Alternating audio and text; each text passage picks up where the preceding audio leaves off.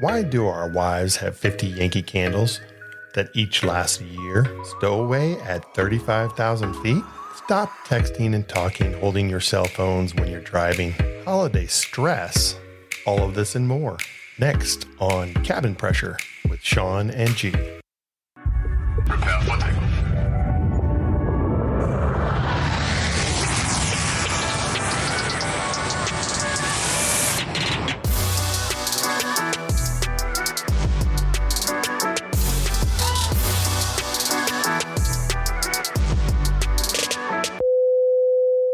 Hey everyone, welcome. This is Cabin Pressure.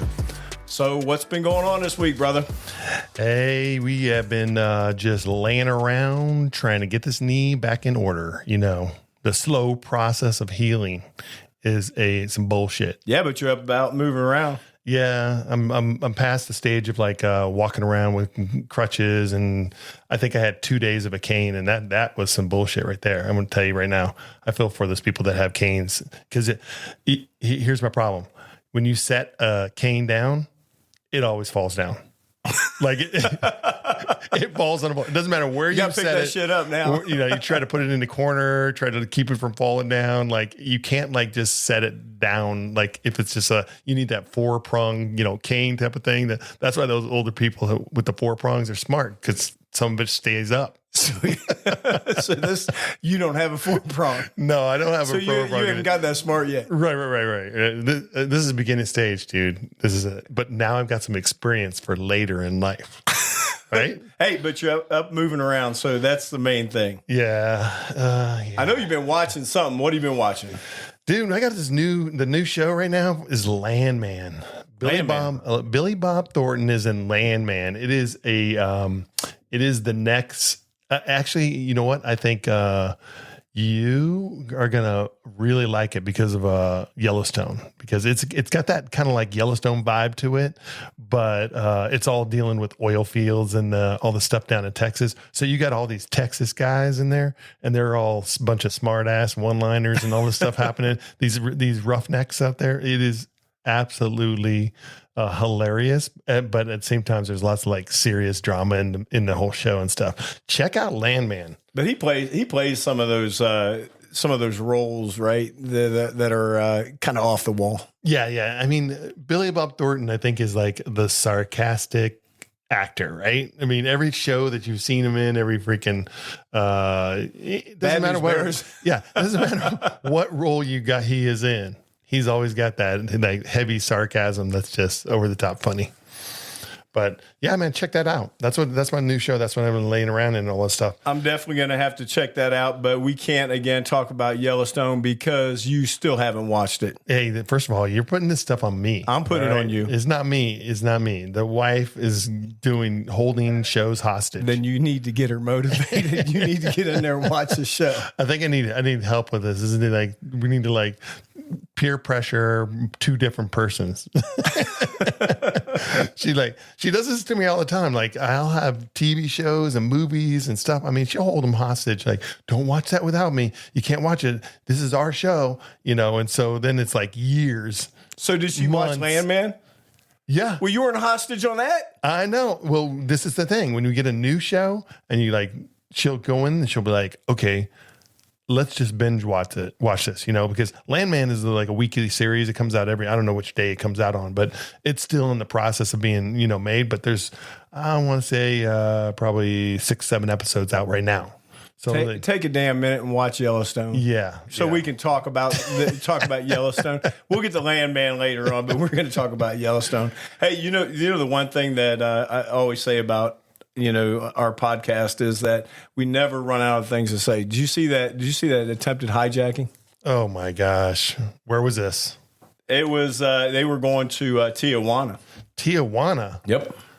Wait. Tijuana to like where? Somewhere here in the United States? No, it was in Mexico. Okay. But they were going to Tijuana. But It was just the attempted hijacking. Our days, people don't understand that. You think that it's just about, pouring drinks, and then all of a sudden this crazy shit happens. Yeah. And I hope a lot of pastors jumped in and that started helping. Because, they did, but this 31-year-old guy, 31 years old, right? He jumps up, attacks a flight attendant, and then he storms the cockpit. Now, here's the kicker. He's traveling with his wife and 2 kids. Here's the thing, just in this whole story that you're introducing right now is that I can't imagine that happening on our flight. Like he jumps up and attacks one of us. Oh, no. That ain't happening. Nope. Nope. It's on. It's on. I mean, if that would ever happen, it's on. But on this one, though, it's crazy. You never heard of a hijacker, though, traveling with his family. Right? The hijacking field trip. Exactly. It's like you just brought the family with you and decided I'm going to hijack the airplane. Little Johnny needed some new education. Could you imagine the wife? What in the hell are you doing? He tries to storm the cockpit. Now the whole plane's on him. It's crazy. They're all, you can see the video on this, but this isn't really a Dumb and Dumber hijacker. Stupid, plain stupid, right? So now here's the kick. Remember how we talked about like you do not want to go to prison in one of them foreign countries? Oh hell no! So they divert, and they land in Guadalajara. Oh hell no! So now that's like central Mexico. You're going to some freaking medieval rusted iron. Throw away the freaking key. Yeah, no extradition. dirt floor. There's gonna be chain shackles on the wall. That's what I'm envisioning. Like I'm looking at like a pirate scene. Yeah. Well, hijacking in Mexico. They ain't gonna see you again. No. You ain't gonna be seen again. But anyway, this guy was 31 years old. He had said that that he had gotten a message that a family member was kidnapped, and that he was getting a death threat saying not to travel to Tijuana. Isn't there this thing you just like stop a flight attendant or a crew member and say, "Hey, I need to get off this plane"? I'm reading this and processing this whole thing, going, what? It doesn't even make any sense. Could you imagine telling that to those Mexican police? Yeah, the justification of his story just doesn't add up. Yeah, it's so ridiculous. You just get off the airplane. No, I want to storm the cockpit. Yeah, unfreaking believable. But that's why I said. I mean, in our industry, this shit happens. All the time. All this over the crazy world. Stuff happens all the time. Again, here it is another weekend, and we don't run out of things to talk about. Dude, the world is in chaos and people are freaking just out of their minds. I got another one for you. What's that? This woman, Stowaway. No way. Stowaway. First of all, stowaway in this day and age, I just don't know how it happens. There's like so many levels of like security and all kinds of crazy crap that has to break down in order for somebody to stow away in today's. But every time I hear these stories, like the person like in the wheel well or whatever, frozen if you're like there's so many levels of complication to this thing. But what happened? Okay, so this woman tries to get through TSA security, all right, and she goes through the security checkpoint. They turn her away. She doesn't have a boarding pass. Now at TSA, as you know, it's just like Las Vegas, right? They got hundreds of cameras there. Everybody, it doesn't matter where you are, not even Las Vegas, anywhere in TSA, there's cameras everywhere. Everywhere. I mean, they got pictures of you at every different angles. They could tell you if you have boogers in your nose. I mean, there's freaking, but there's cameras everywhere. Yes, to them, you didn't have a boarding pass, you can't come through. Right. So 5 minutes later, you would not believe where she got through. Where? Known crew member. Stop it. Known crew member. Okay. There's so many levels of like, how could that even be possible? One of the toughest planes to get through. Known crew member. I mean, just the level of like security that you have to go through in order as a crew member. And like, we don't need to like detail the whole process, but just like any other passenger, we have to show IDs, all that good stuff. The levels of different levels and different situations going through there. They stop you one by one too. So I don't even know how like piggybacking happens on KCM. That's the thing I couldn't even understand, because the way that known crew member works, couldn't understand that. But she got through known crew member, right? And then she got to the aircraft. Now that's another feat. Think about that. She couldn't get through TSA. She got through known crew member where it's only crew members that can go through. Right. Okay, so now she's got through that point.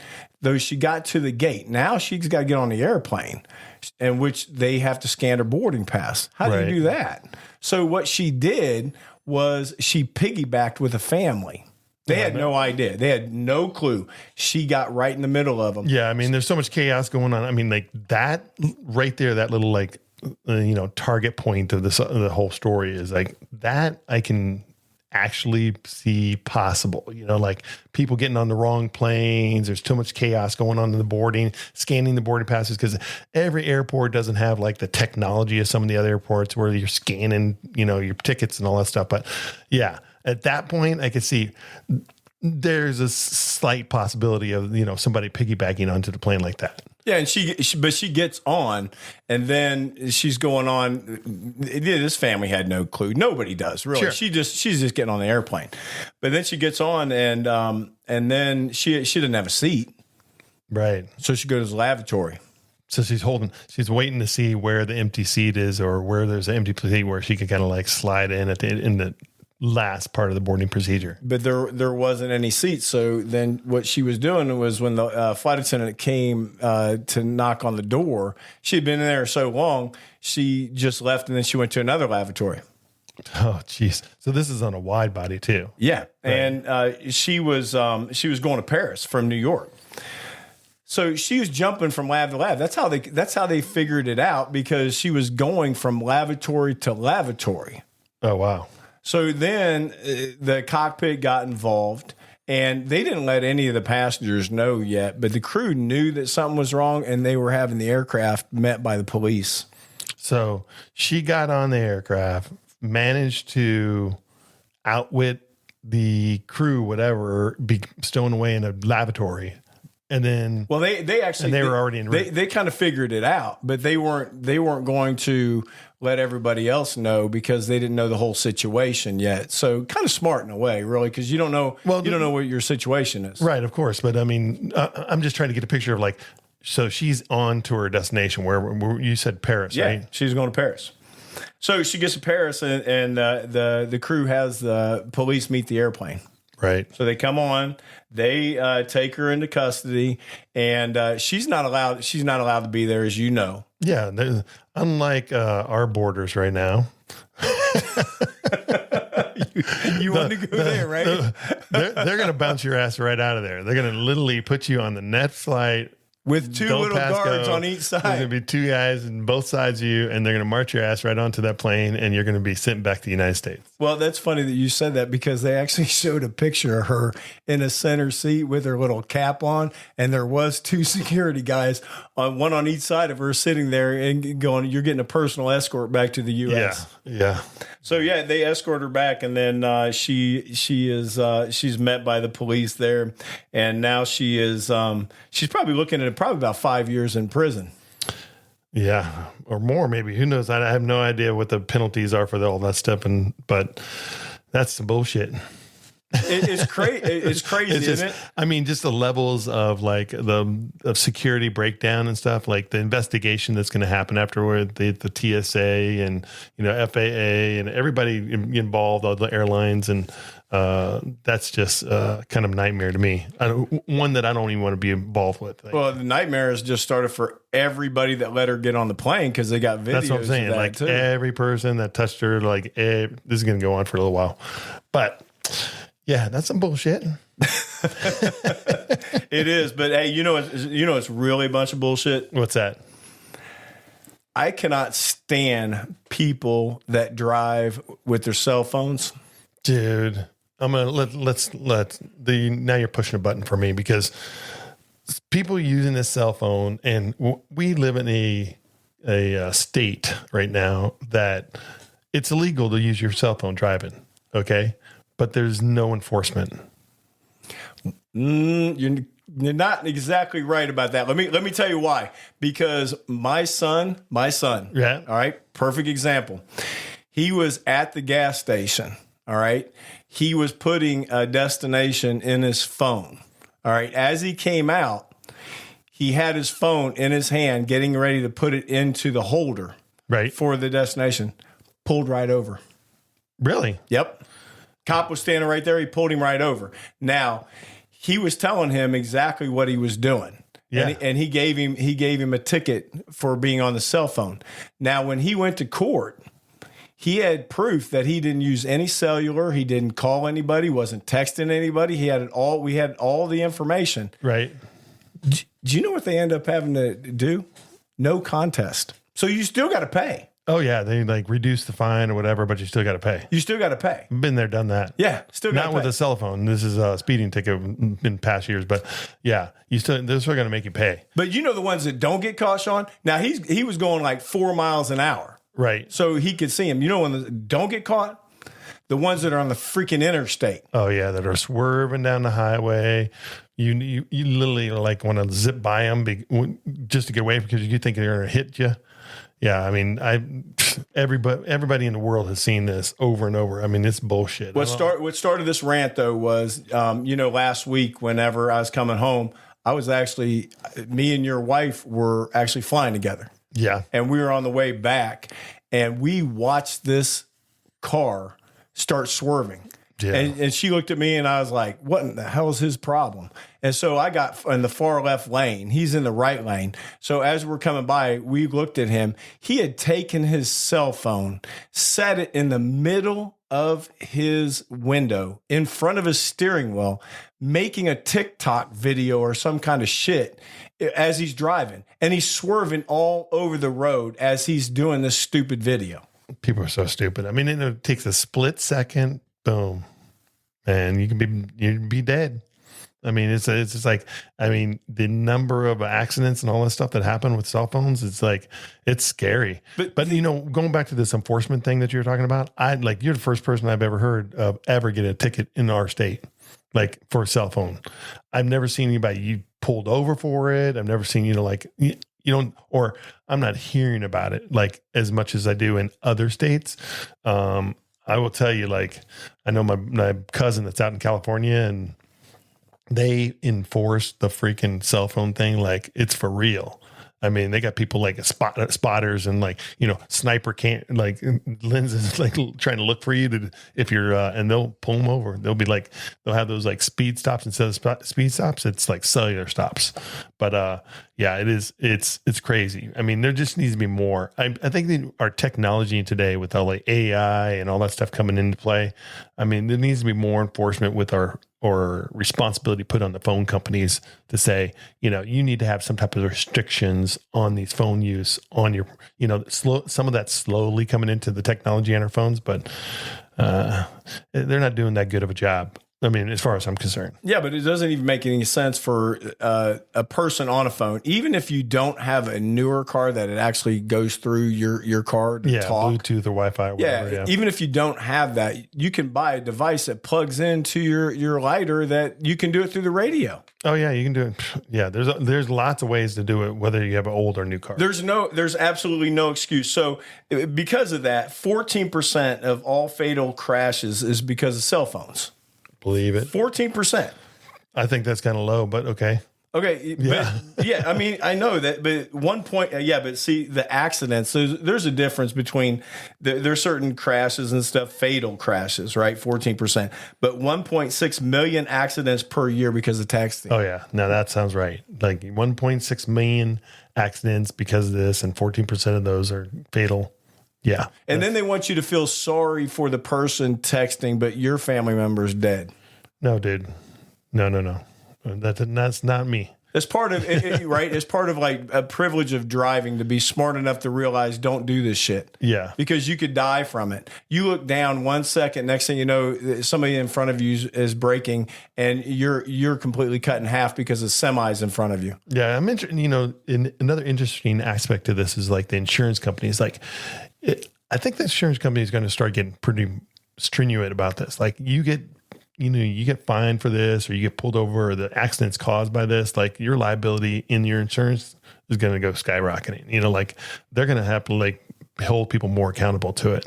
But it's bullshit. I mean, okay. I love my iPhone. I mean, my iPhone. I love my, all my little gadgets and all that stuff. But there's a time and a place to do it. But you do the same thing as I do, is that you plug it in, it goes into your car, and that's the thing. Even when I didn't have it in my car, I had a device that I plugged in for the radio that I could, if I wanted to talk, I could talk through the radio. Yeah, all of our cars are set up that way. Literally, I don't have to plug it into anything. My car is all, connects automatically and all that stuff. And it's not that new. Like we have a 2014, 2017 vehicle. So they had it then. So I walk in my car and my car automatically connects. But yeah, cell phone stuff is it's out of control. I'm gonna give you a funny bullshit rant right now. What's that? Yankee Candles. Yankee Candles, dude.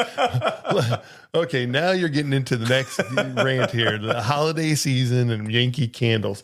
But we already had to talk about this, and both of our wives are into Yankee Candles.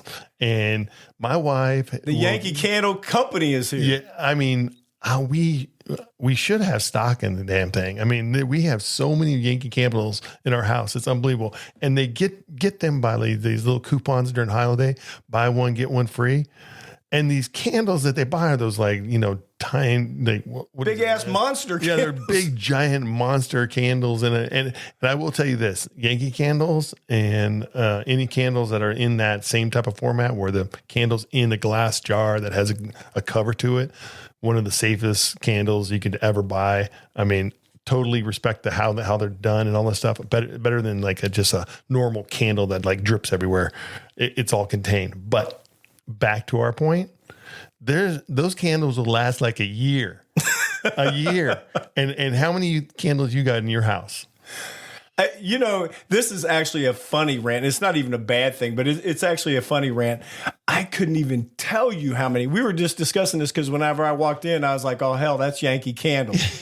As soon as I walked in your house, I was like, oh, that's Yankee Candle. The Yankee Candle's burning the cinnamon. But right? that candle will be there for like a year and a half.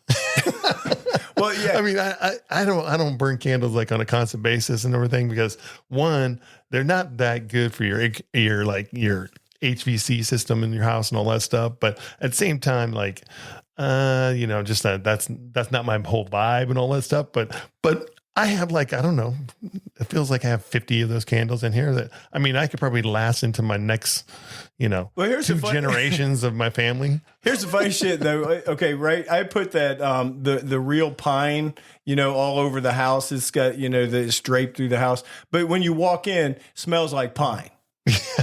And it's a Yankee Candle. It's got that pine scent. Right. Okay. So now here's when you walk in and the fake smell is pumpkin spice, dude. So you think they're like pumpkin, some kind of pumpkin pie holiday glitter joy spice. Smells good, but they ain't no food. Sprinkled with ginger, taste of cinnamon. How about sugar cookie? You walk in, you're like, damn, that smells like sugar cookie. There's no sugar cookies. Yeah, I mean, it is. Yeah.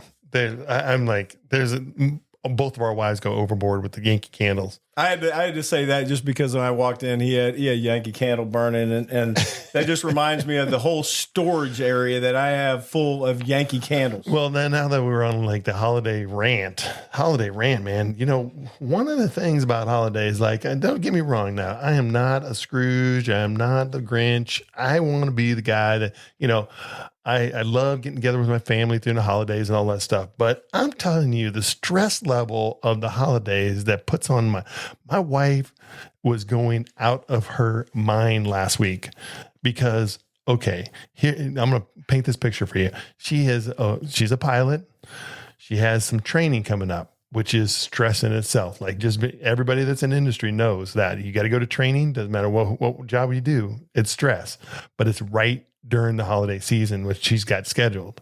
And so her correlation with the whole holiday season, and we always do, we have, my wife and I don't have kids, so we give to the Salvation Army every year. We take a family from the Salvation Army or from our local chapter, and we buy a minimum of 3 kids everything they probably ever want in their life. But my wife goes way, way, way overboard. But these are things that you do. So she was stressing out because, unfortunately, this last holiday, her father had a little medical emergency and all that stuff. And that cut into her time because Black Friday, she was supposed to go out all day shopping.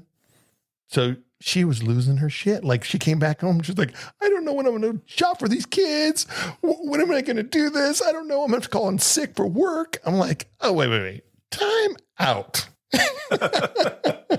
I'm like, hey, wait. It's costing us to, get all these presents for kids and all that good stuff. But at the same time, it's like, okay, we're not going to lose money and not go to work too. But anyways, I mean, I can't help but I'm looking at you like now, right? Like Clark Griswold, and I'm Eddie. I'm making a list, man. Making a list.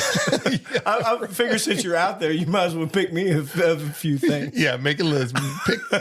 Like she's out. Literally, she just left the building here and went out doing some shopping and stuff for the holidays. But I mean, the holidays. They ensue all these different types of stresses. And, first of all, there's all these tight social agendas. Like, what do you do for the holidays? Like, what's your plans? Like, you got a family gathering, how's that go for your social calendar? We have family come over, but the best thing I like about believe it or not, I like it that when I'm not working, it's just quiet.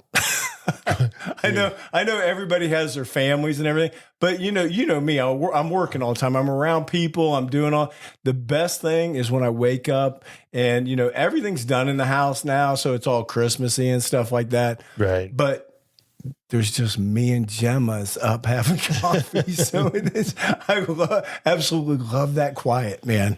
Yeah, quiet is good, man. I'm like, so my house has a lot of that, so I can't say I'm in a deficit of that. But just the whole social agenda. Like this month alone, here in December, we're doing 2 travel trips. We're going out to Indiana, and then we're going out to Vegas. 2 different weekends.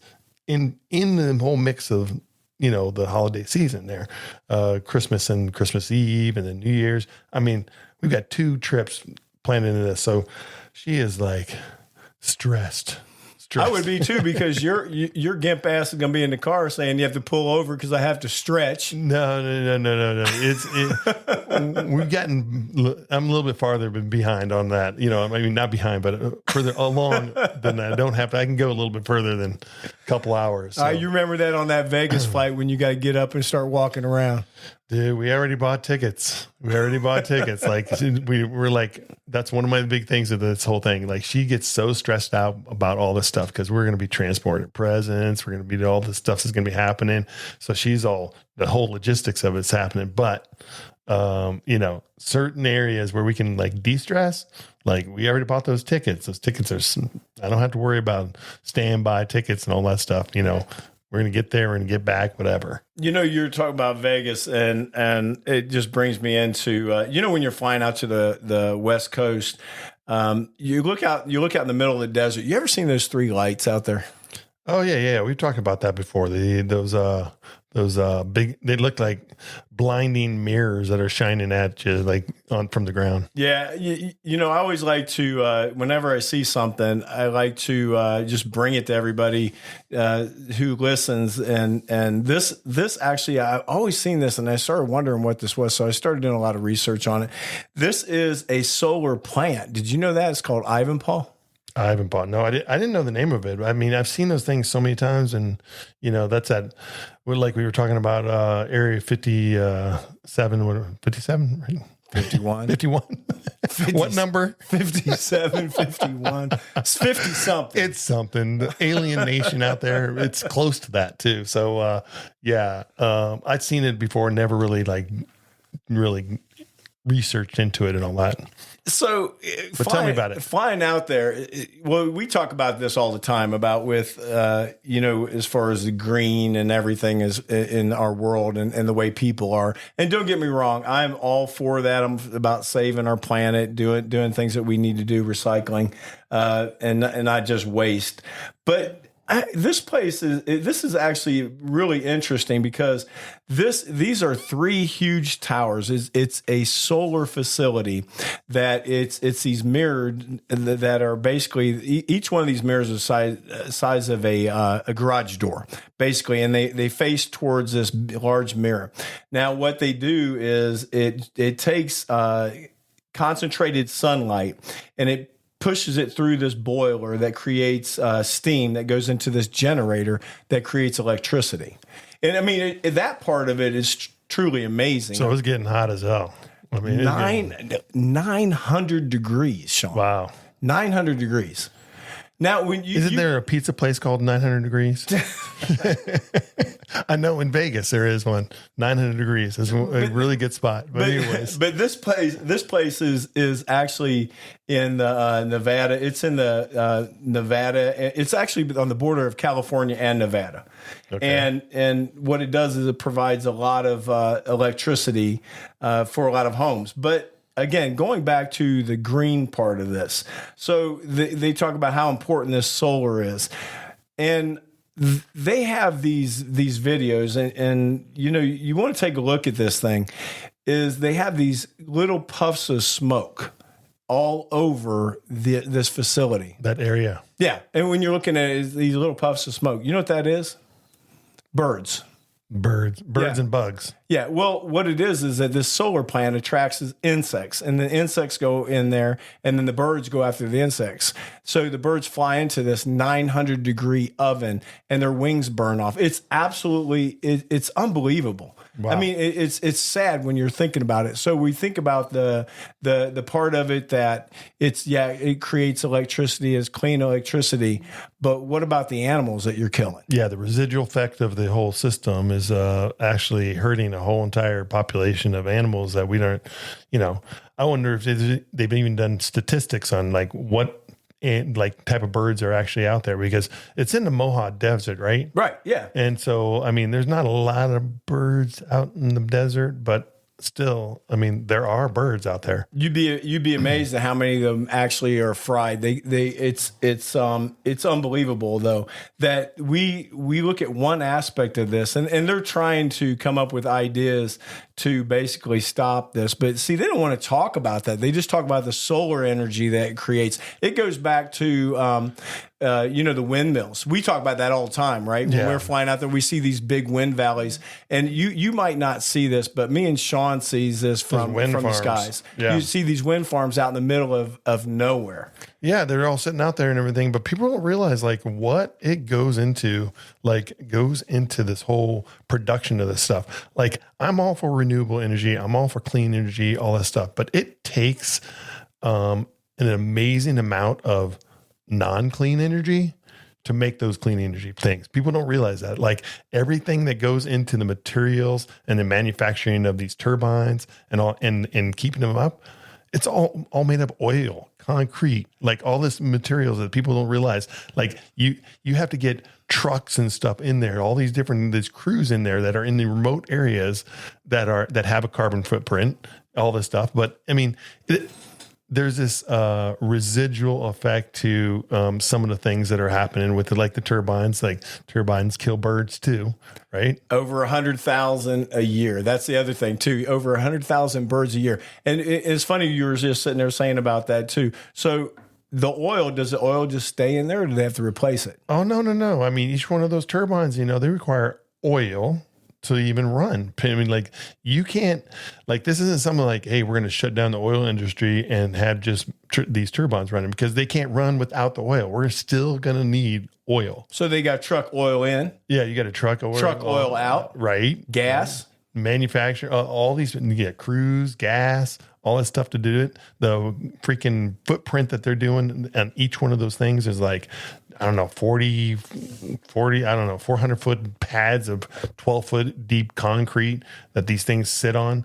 They're a monster. If you really looked into all this information about like solar, like how solar panels are made and what they're made out of and all that stuff, people don't realize that. Yes, this is a great idea. It takes a long time to manufacture these things and get them in place to sustain what we're trying to do. It's going to take them years and years and years to do this. It's never going to happen where, it's going to be this like next 10 years. It's, this mandate of, everything being electric. It's impossible. And don't get me wrong, folks. Me and Sean are all about, clean energy, and we're all about anything that's going to benefit the planet. But you have to also, you have to look at the other side of it too. And that's the thing that bothers me is that if you're going to look at one side, look at the other side too. Yeah, and be realistic about it. I mean, look at the whole entire problem of the energy that we need, and the growth population on Earth, and how we our footprint covers the whole thing. So it's something that to be looked at. That don't just look at it from one side.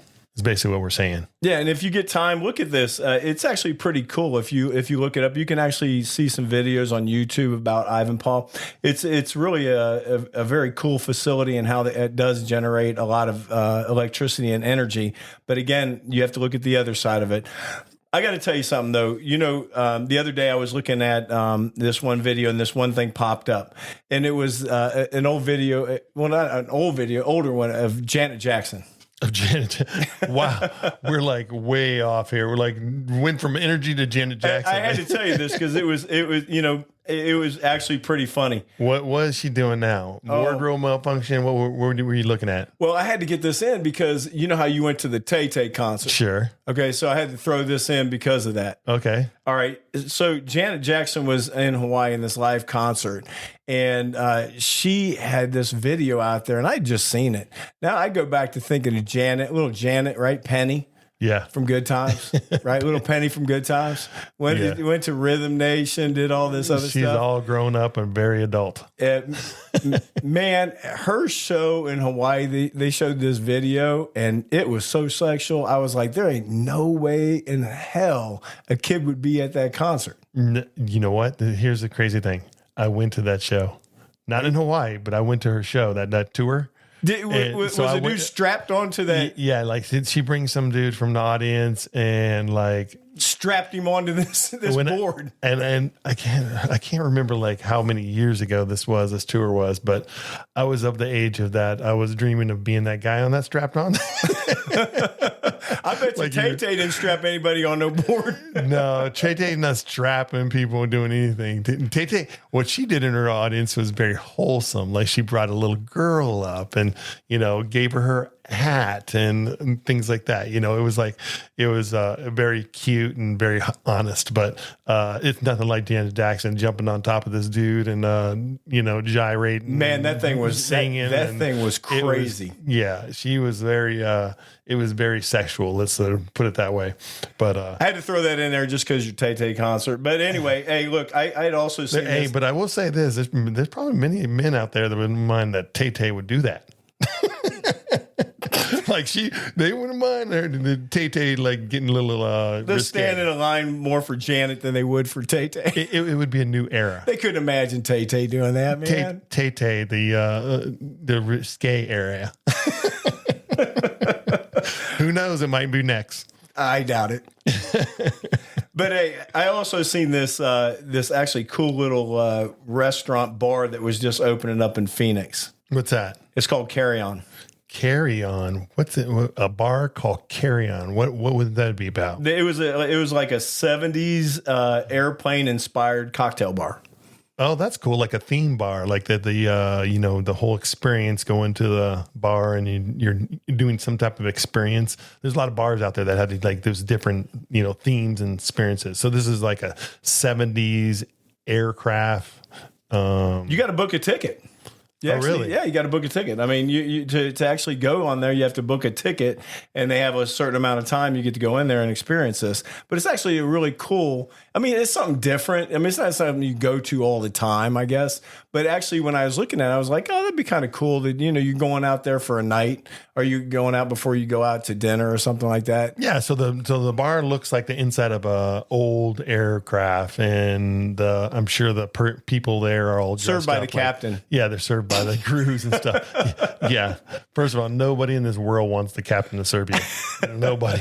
But no, actually, it looked like it was pretty cool. So look at that one. It's called Carry On. Carry On. It's a 70s. Yeah, it's a 70s inspired cocktail bar in downtown Phoenix. It looks really cool, and I just thought it was really interesting. Yeah, they're supposed to have like, it's so real where like the windows in the bar and stuff look like, windows in the plane. Yeah. And they have like, it looks like you're flying to a destination. It looks like like an old aircraft. I mean, but it's actually it's a cool version of the old aircraft. I want my thoughts are like, how long are the flights that you have to book? So is this like an hour? I think it was an hour and a half. Hour and a half. Okay. Yeah, I think it was like an hour and a half. I think it was something like that. But so that's kind of fair. Like, but you can do it for parties too. They have it for parties too. Oh, that's cool. Yeah. So I mean, you could do it for party again. Carry on 70s inspired cocktail. I gotta bar. check that out when I'm in Phoenix next time. That'd be a cool thing. All right, man. Let's go to the destination, Sean. I know you love this one. Oh man, our destination this week is one of my favorite destinations in the United States, Aspen, Colorado. If you haven't been to Aspen, Colorado, I'm going to tell you right now, it doesn't matter what time of the season that you want to go. There's something to do in all seasons in Aspen. And there's some interesting things about Aspen too. Like Aspen is known for having the most billionaires in any city in the United States. They have more billionaires in Aspen than they do any city up towards New York as well. I mean, that's an amazing statistic. So it's a very expensive place to visit because I will tell you that like, you got to bring some money when you go to Aspen.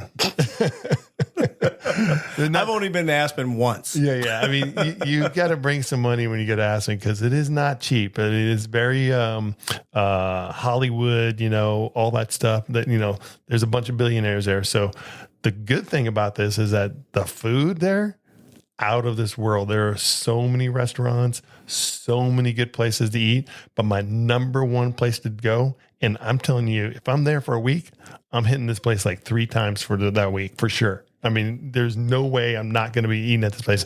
It's called the White House Tavern. It has this. Do you like French dips? Oh yeah, dude. I'm going to tell you right now, this French dip is out of this world. You will not. You'll blow your mind. You're like, come on, it's a French dip. No, they do like premium beef, sliced thin. I mean, the au jus that they put with it and all this stuff is just unbelievable. But highly, highly recommend if you had time to do lunch, breakfast, dinner, something. Jump into the White House Tavern. And trust me, if he's telling you something about food, listen. Yeah. And also it's not going to break your bank either. I mean, White House Tavern is reasonable, but there's so many other good places there, steak places and, all types of ethnic foods and stuff, everything that's in all over the town there. But the other thing that's really cool there is I tend to go to Aspen during the summertime, but, the wintertime, obviously it's got all those normal things that you would expect. It's a ski town. So, there's Aspen Village and the Aspen Mountain right there, but close to Aspen Village and Mountain, there's snowboarding and skiing at Snowmass and Buttermilk Mountain. So there's lots and lots of ski areas there, lots and lots of areas to put. And Aspen's not in an area too in Colorado that's like easy to access. So you can't like just drive up from Denver. It's about 4.5 hour drive, depending on the direction. You only have 2 ways to get into it. You either have to go over this big pass, which in the winter you're not going to do because it's normally closed, or you're going to have to go up 70 to get up to Glenwood Springs and head up to Aspen. So you kind of like drive past it to go back to it type of thing. Anyways, it is a really cool place. There, I go in the summertime. And here's some inexpensive things to do. One, the number one thing to do there is go to the Maroon Bells. Maroon Bells is a triple mountain peak top. They got all these hiking trails. The last time I was there was a moose sitting in the middle of the lake. I mean, you're going to see some amazing things. The hikes are not very like intermediate. There's a lake, 2 lakes, Maroon Bell Lake and Crater Lake. Crater Lake's like up at the base of Maroon Bell Mountains, about a 3-mile hike. The other thing that's really cool too is that, so for Maroon Bells, they've got this whole system there where you can do these bikes. So we like to rent e-bikes when we go there, and you don't really need an e-bike, but you can literally take this bus. So like to get into the Moonbell National Park, you have to take a bus that will stop you like about a mile and a half into the canyon. And these buses take you up to Moonbell, drop you off at the ranger station, and you can hike and walk around and all this stuff. But you can also put your bike on the bus and you can rent these bikes and you can literally coast down from Maroon Bells all the way down this canyon, which is like 3, 4, 5 miles into Aspen, join the river that goes right through Aspen. And you can take that river trail for another like 20 miles and it's all downhill. Like you're just coasting the whole way. It is a cool experience. And in addition to that, you can they have places you could stop on the way to have lunch and all this stuff. So if you just want to bike all day there, it's really cool. They also have mountain biking. All the ski slopes turn into mountain bikes trails. So they take you to lifts up, drop you off on top, and you do these like trails down, zigzag down the mountain. Really cool. And the last thing I got to tell you is this is another just free experience. It's called the Grottos. And what it is there's a river coming down off the pass there and going through Aspen. And it's created these natural caverns under the river. Really? And so you can hike into these gigantic, massive boulders that they call the grottos. And the cracks between these boulders, I'm talking these boulders are as big as my house here. They're huge. You're going to crawl down and get into these crevices, and you're in these caverns where the water has cut through over these hundreds of years, just these caverns and wound through and stuff. It is amazing. And it's just right off the road right there, and it would be totally hidden if you didn't know, you would never find it. It's kind of like one of these ancient Indian areas or something like that type of thing. But you know what I love about even the most expensive places. Even you say about Aspen, being really expensive. We talked about Jackson Hole and all these other places that are really expensive. But even if you don't have a lot of money, what I love about any of these places is the trails, folks. Man, you don't have to have a lot of money. You get there and you can enjoy what I enjoy, and I love the outside, and so does Sean. I know that, and it doesn't take you any money. Just money to eat, but you get to enjoy everything that everybody else enjoys, and it's absolutely gorgeous. Even Aspen is just gorgeous. Oh yeah, I mean, there's so many hiking trails there. We could sit here and talk for hours about all the different hiking trails there and the things that are available in that area right there. I would tell you, Aspen is a must-go-to place. I mean, if you get a chance to get up to Aspen, even if you've just been in the day there, there's just so many things to do. It doesn't matter what season you're doing. Check it out. Yeah, and don't be put off just because people tell you that it's a lot of money. There's a lot of things you can do that doesn't cost. No, you can just walk around the city, just walking around and window shopping. And I'm during the summertime, they have the park right there in the center of Aspen that they have the entertainment and shows and people doing music and all kinds of stuff that's happening. So there's a lot of just free things to do, to walk around, people playing concert cellos and violins, and it's an experience. So Aspen, Colorado. Oh, one last thing is I got to say this because my man John Denver has a sanctuary there, and John Denver's sanctuary is just a park that they've done. And here's the coolest thing you are. All of the traditional, and I know we're aging ourselves here, okay, but all these, Rocky Mountain High and all these different songs that John Denver sung, they have a sanctuary there where you can walk around in this park, and on these giant boulders, they've actually etched in laser and lasered all the words to the songs. That's pretty cool. But could you imagine if they started playing the music walking around too? Oh, and people are out there singing and stuff. I mean, in the park, you walk in and people are sitting there looking at the boulders, singing the song and right to the whole song. That's definitely showing our age. And it's beautiful. This whole thing is done in an amazing garden. It's right in the middle of the city. And, it is worth the experience. It's kind of like they made it into this natural amphitheater walking garden.